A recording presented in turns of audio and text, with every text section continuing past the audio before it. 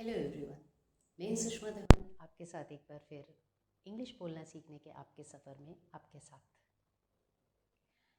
बात करना एक कला है, यानी एक स्किल है। इसको सीखना पड़ता है, प्रैक्टिस करनी पड़ती है।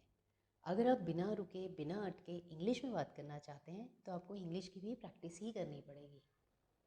चलिए जानते हैं आपको और क्या क्या करना पड़ेगा जिससे कि आप फ्लुएंट स्पोकन इंग्लिश में बात कर पाएँ। इंटरेस्ट बनाए रखना है, बोलते रहने की प्रैक्टिस नहीं छोड़नी है। आपके आसपास जो लोग अच्छी इंग्लिश बोल पाते हैं, आप उनके साथ कुछ समय के लिए रोज़ प्रैक्टिस करें। इंग्लिश वर्ड्स का उच्चारण सुने और बोलें। बस एक धुन सवार रहनी चाहिए आप पर कि आपको इंग्लिश बोलना सीखना है। आम भाषा के वर्ड्स और कुछ सेंटेंसेस सीखें। कुछ वर्ड्स और सेंटेंसेस ऐसे याद कर लें जो इंग्लिश में अक्सर बोले जाते हों। इससे आपको दूसरे लोग जब बात करेंगे उनकी बात भी समझ में आएगी और आप उनकी तरह बोलने भी लग जाएंगे। अब याद कैसे रखा जाए? बार बार बोलेंगे तो अपने आप वो वर्ड्स और सेंटेंसेस याद आ जाएंगे और लंबे समय तक आपके दिमाग में भी रहेंगे। और जहाँ बोलने की ज़रूरत होगी वहाँ बोलिए, मौका मिलते ही बोल डालिए। टेक्नोलॉजी की मदद लें। इंग्लिश सुनने के लिए बच्चों के इंग्लिश शोज़ और मूवीज़ देखें।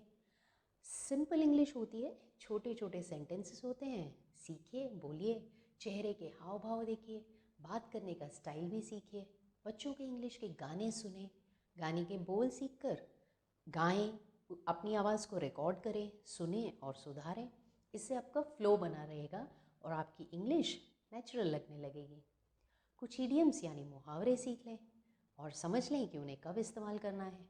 मौका बनते ही कह डालें, जैसे in the blink of an eye, यानी वेरी फास्ट या पलक झपकते ही। It is a piece of cake, यानी बहुत आसान काम। इस तरह के कुछ और मुहावरे याद कर लें।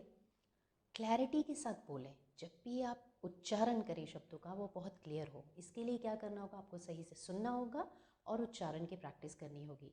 स्पीड का भी ध्यान रखें जिससे फ्लो बना रहे। लाउड रीडिंग बहुत अच्छा तरीका है किसी भी भाषा की प्रैक्टिस करने का।